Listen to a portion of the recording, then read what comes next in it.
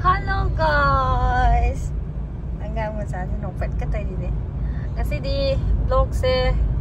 nung dawaram na yun haure. Nung dawaram siya ko ano to re. Kuya Vishal sa tawa Vishal na nga sa tuzin la Aduga kayo da wagay da mo hay daruni. Ay gi ligto tat lawa ko adugi samahan gena angang macha singo sana macha ya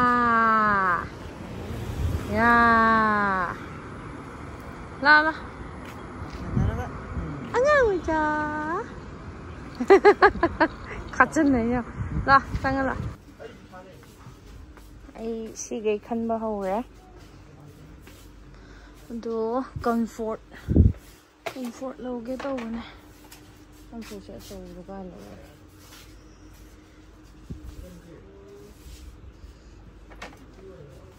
masa ne de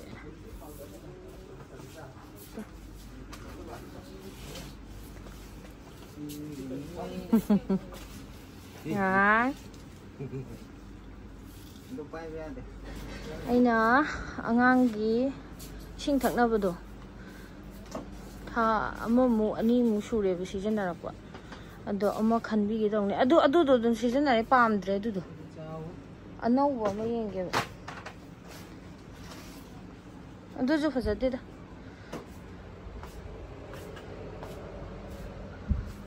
na hoji pai do C0 da mo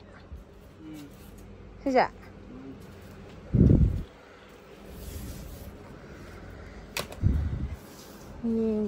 yenge bottle je khitang di chaw bo phajai en taw bujing na khara chaw bo si dum phajai ne si je lau je da mo ma tu phajadro akhoi gi oi bian ne angang ji lau ge da ma pai je ram ba si oin lau ra si phaja ma silorge aine steel gumba gi yawbra yenge na tawbani yawdeba si hapchalage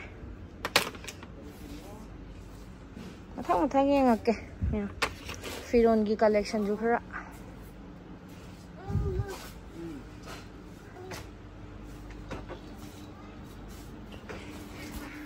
kon lik chu phaja yawre I khara khange kai no loba ya ba khara spoon se to si gi spoon do nuai tam ni spoon set long ning ma le ba set chi ju dum phajai ni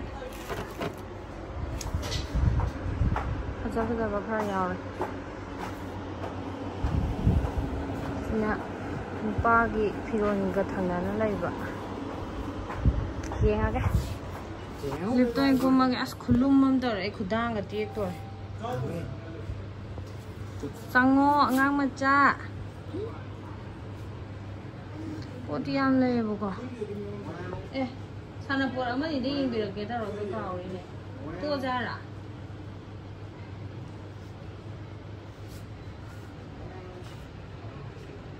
To ge nga si kheng.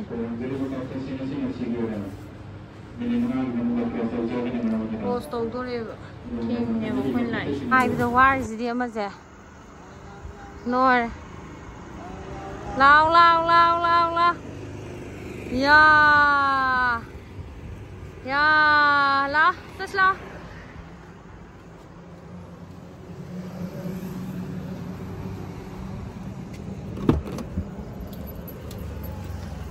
Tak la se. Ile ba sana kya? Saning na tai jo. Mong sa ba wala. Pa gi do. Paro ma paro. Paro ne. Sarina kari to bujina sarina dai nau am tha ra cheers ai coffee jong ne pura ising ne hai ba ai coffee ma sa ke ui cháu ơi cheers to this is cheers Kakching da nhiều đấy qua mà ra này ngang cái chocolate cái lâu đi mà cân chocolate machagi chocolate 5 star is local lowry sidi me kanai ma tagrabo ama tagri ni papa ro ma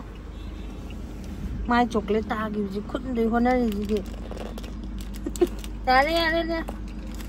nong khalo ya du char masana khota chabai mana ton yo tatli kang nam du sikre mana ton da machana mathanda khota chare la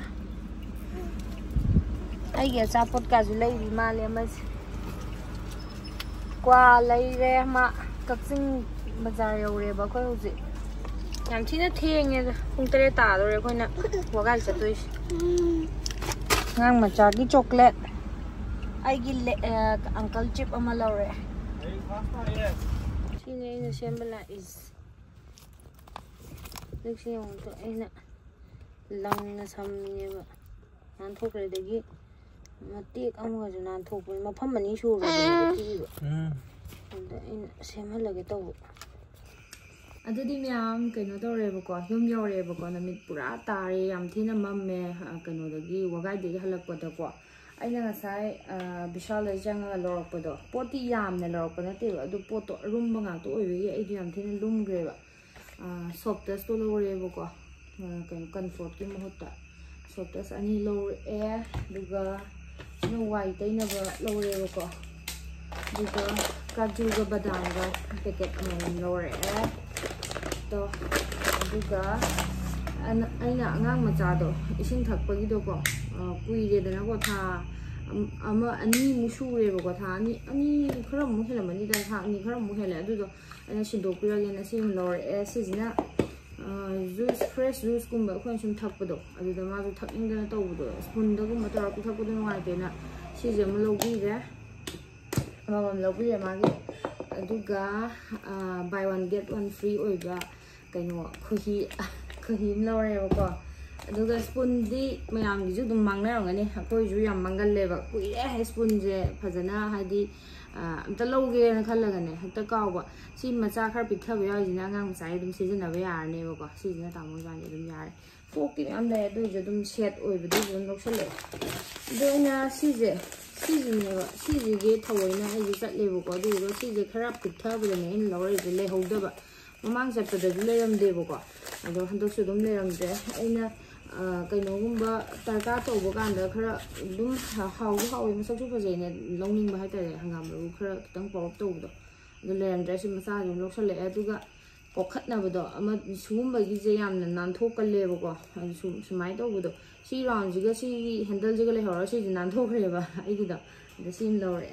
duga sukharuti gi ga na tong na ba na si jim lore kharai hai tare si dum duga kan sambun packet am lore duga Korean clip hai tare ko sampha do adu do ahum chanba packing amaga lore pot che haji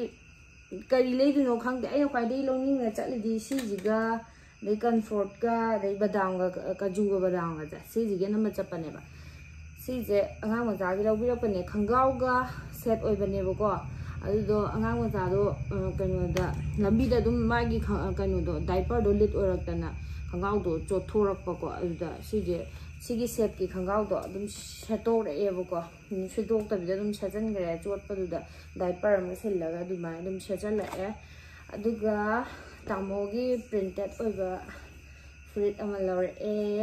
aina khanjabane aina hadi sabani sugumba cotton gumba poche dum phajaba dagi ing julaw ko adu dugi sijim lawre dagi t-shirt kumba ngakni da t-shirt sum hadi dukan da leba kana season na ba ba khara parap tawbudo maman ju hongba du mara torga si 299 ngakne bo do khai pamjaba si la sije hapenje happen hai da ko quarter ne bo quarter hai do happen hai do khang de happen dei ju kitang sang da quarter ma su oi da ba mai ta oi ba do phi je ꯌꯥꯝ ꯊꯤꯅ ꯐꯩꯌꯦꯕꯀꯣ ꯐꯤꯁꯦ ꯌꯥꯝ ꯊꯤꯅ ꯐꯩꯌꯦ ꯅꯨꯄꯥꯒꯤ ꯈꯣꯡꯒ꯭ꯔꯥꯎꯗ ꯍꯥꯏꯔꯒꯗꯤ ꯌꯥꯝꯅ ꯄꯥꯝꯖꯕ ꯀꯌꯥꯅꯣꯁꯨ ꯄꯤꯒꯦꯗꯣ 399 ꯂꯨꯄꯥ 100 ꯈꯛ ꯄꯤꯌꯦꯕꯀꯣ ꯄꯣꯠꯁꯦ ꯌꯥꯝ ꯊꯤꯅ ꯐꯕ ꯑꯗꯨꯗ ꯗꯨꯀꯥꯟꯗ ꯁꯤꯖꯤꯟꯅꯕꯗꯁꯨ ꯌꯥꯝ ꯅꯨꯡꯉꯥꯏꯒꯗꯕꯀꯣ ꯑꯗꯨꯗ ꯂꯧꯔꯛꯑꯦ ꯁꯤꯒꯤ ꯂꯧꯔꯛꯑꯦ ꯑꯗꯨꯒ ꯑꯩꯈꯣꯏ ꯍꯜꯂꯛꯑꯦꯕꯀꯣ ꯍꯜꯂꯛꯄꯗ ꯅꯣꯡꯁꯦ ꯇꯤꯈꯠꯇꯅ ꯇꯥꯔꯝꯃꯦ ꯀꯛꯆꯤꯡ ꯉꯁꯥꯏꯗꯗꯤ ꯑꯗꯨꯒ ꯈꯥꯡꯉꯕꯣꯛ ꯉꯁꯥꯏ ꯑꯗꯨ ꯀꯥꯏ ꯖꯒꯥ ꯍꯥꯏꯗꯣꯏꯅꯣ ꯋꯥꯡꯕꯟ ꯉꯁꯥꯏꯗꯩꯗꯤ ꯑꯃꯨꯛ ꯇꯥꯔꯝꯗ꯭ꯔꯦ ꯌꯨꯝ ꯌꯧꯁꯜꯂꯛꯑꯦ ꯊꯦꯡꯉꯦ ꯌꯥꯝ ꯊꯤꯅ ꯑꯩ ꯍꯧꯖꯤꯛ ꯀꯩꯅꯣ ꯇꯧꯕ ꯂꯣꯏꯔꯦꯕ ꯏꯟꯖꯥꯡ ꯊꯣꯡꯗ꯭ꯔꯦ ꯀꯩꯅꯣ ꯑꯣꯏꯅ ꯇꯧꯁꯜꯂꯦ ꯀꯩ ꯍꯥꯏꯗꯣꯏꯅꯣ egg fried rice 하이두라 강데 짝다 예름 떠러가 통절래보고 어두마이 떠래 시점에 맨 머펌다 담나바 암때 셈게보고 에 실내에 뽀짜이게도 그쇼 아무 나때다 너희주 좀 람비 토에나 아이나 릭도 셈바 잡다 람비 토에나 좀 가주바담도 롱닝바도 좀 짱하게 록샬락바네바 내기 과리 가나가다가 코히 여래 아이 그노 떠러게 clip thambamda clip thamuraga hairbell jiga hairbell haide keno akari thambulga thamjaluraga sisina aigi potai sum thambam ko aigi upuda subaina semaga aigi sise khuji gumba dagi artificial keno iba sana gumba dagi aina sum reels gumba kai number season aba sana kai ga da adu gumba ngakane sije dei sampha bigumba kaigumba soin thamjale dum aduga sije ani shubanina ama thamjangrane bako kari pose kaino canteen laktabagi pochai singje leisalaktre angangi thau date 2 dadi canteen lakani hai ko do lowe abasi ke lei thau leiri adu sapon di lau de aro sapon ahum somda aningama amaga khangar tamona kai lau do bu lei gi yengona haibane colgate ti yagini colgate manga muk leire sapon di lau de aro cream lau de aro ngangi lotion ke ka leitre ngangi dati niga yung decision na ba pot na sila re sarap leiri sarap si lau da bi aro sarap kilo manga gi do tang ka ngai re bu ko tapos si pot hapsalage sida ani poropdo ama hapsalage adagi si jo ama de hapan gada bane buko ado si di kitchen da loi pusangge si ji pusangge si tan ta hapsalago si jo ani jani madum hapsangrage hanagi laiba akaiba sijanadaba aduna si hapsangrage firon jingle losalage main tore sumai tore ngasi di chai chai le re je asi kocha chatlubogi sida le re aina egg fried rice haidu rakhang de aiju fried rice ki type ta di same bane bu ko fried rice ki type ta mai same bane duga salad ama se le re kala namak ta sai shallaga thamme bogo dugi ngahak ore boko loiba dugi keno tai jong mahi lo sen thogum shalle champra sumjalane duga charani sumaina idalla ire khuyam jong salad chile ado how brenge boko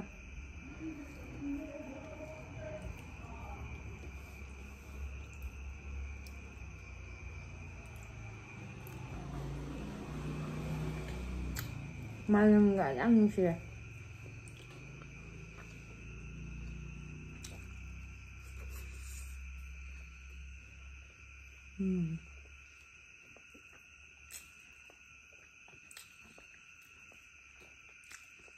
고하오마 고하om tao hoa bơi quả khen khách thừa này phát ốc thông cho vậy ngang đi ăn lên ngắt qua mặt tầm này nè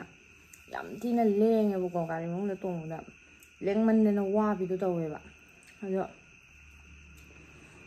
là gì đi sai nó sẽ là cái dặm hào đấy chứ giá thô cái giá bởi lỗi mà cũng để đem thì sang này bộ quả ở giá thô cái đu gam mà thanh gì video đó muốn thanh là gì mày bye bye.